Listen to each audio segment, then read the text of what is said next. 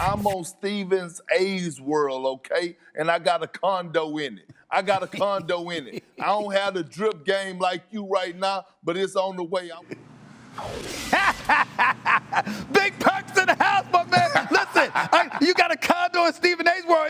Stephen A's world is in L.A. over the next 3 weeks. Where the hell you at? Where you at, Perk? What's up? I'm in Houston. Look, I'm at the Woodlands Resort with my feet kicked up, but I'm just happy to be back on here.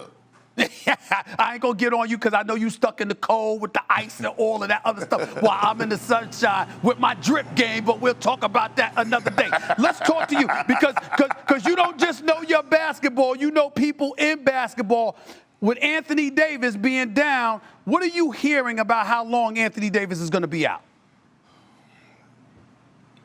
Well, listen, I'm telling you, Rich Paul called me this morning, Stephen A., and he told me to make it very, very clear that no one and nobody is going to rush Anthony Davis back, and his health is first. And he even said that if it's leading up to the first or second week going into the postseason of AD return, then so be it. That's how long Anthony Davis could be out. Has anybody, Rich Paul or anybody else, given you any kind of indication that Anthony Davis could potentially miss the rest of this season if necessary for the Los Angeles Lakers? No, he didn't say that. He just said that they're taking this injury serious. And you know why? Just going back 2 seasons ago, what happened with Kevin Durant, everybody's going to be cautious, especially when they have something to do with your calf strain or their Achilles area. So they're not rushing Anthony Davis back at all. That's all I was told. Let me tell you what I'm thinking based on what you're just saying to me, KP. My mentality is this. You got to have the long view if you're the Los Angeles Lakers. If he got to sit out the rest of the season, he got to sit out the rest of the season, right? With that being said, there is no way in hell the Los Angeles Lakers are going to defend their crown without Anthony Davis. You are not going to even think about arguing that point with me, are you? No, I'm not, especially the way that the Utah Jazz and the Clippers are playing right now, even the Phoenix Suns. Look, you can't replace a guy like Anthony Davis. He's a young superstar, generational talent. But I will say this. Shout out to Rob Pelinka because he did a great job of getting Dennis Schroeder and Montrezl Harrell, 2 guys that could give you 20-plus a night just in case this could happen. So with Anthony Davis being out, all this is going to do is, 1, help LeBron James go for his 5th MVP, 2, help everybody else sharpen their knives in the draw and get sharp for the postseason.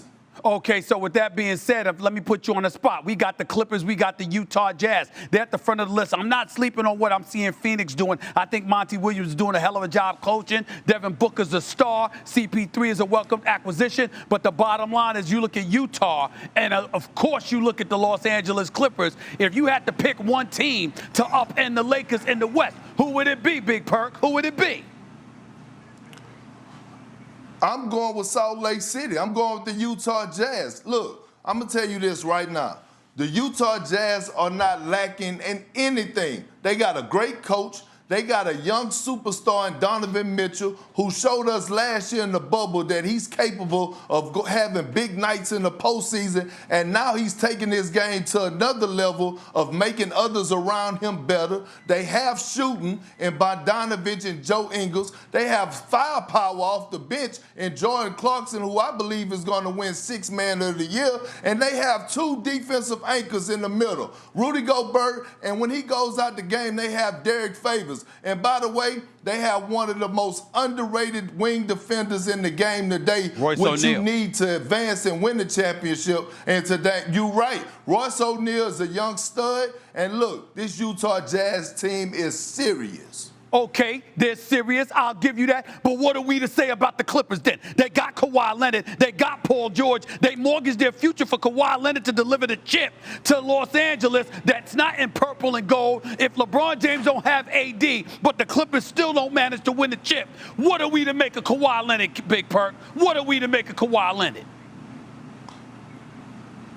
Well, the pressure is on Kawhi Leonard. The pressure is on Kawhi Leonard to deliver a championship. And look, I'm not dismissing the Clippers. You asked me which one was my favorite. I told you the Jazz. But look, the Clippers are playing phenomenal basketball. Nicholas Batum, an unsung hero. Serge Ibaka is flourishing well in his role. And I love what Ty Lue is doing, bringing Marcus Morris off the bench, playing him as a six-man type guy. And look, they're playing together. They're playing beautiful basketball. And I'm not counting the Clippers out. You know, I can never go against Kawhi Jordan. Wait a minute. And I'm not saying that he's Jordan. So don't jump the gun.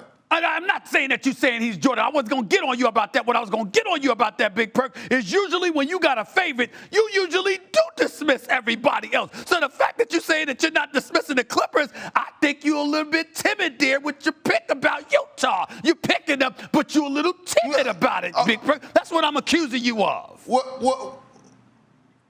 Well, first of all, you know better than that. You know I'm not Max Kellerman. I'm never straddling the fence. I told you I got the Utah Jazz. I feel like the Utah Jazz is my dark horse contender to win it all. So I'm not straddling the fence. I'm just showing a little love to the Clippers and my brother Ty Lue over there, who's doing a phenomenal job. He is doing a phenomenal job, and I think Ty Lue is a Coach of the Year candidate with the job that he's doing. I think he's doing a phenomenal job. Thanks for watching ESPN on YouTube. For live streaming, sports, and premium content, subscribe to ESPN+.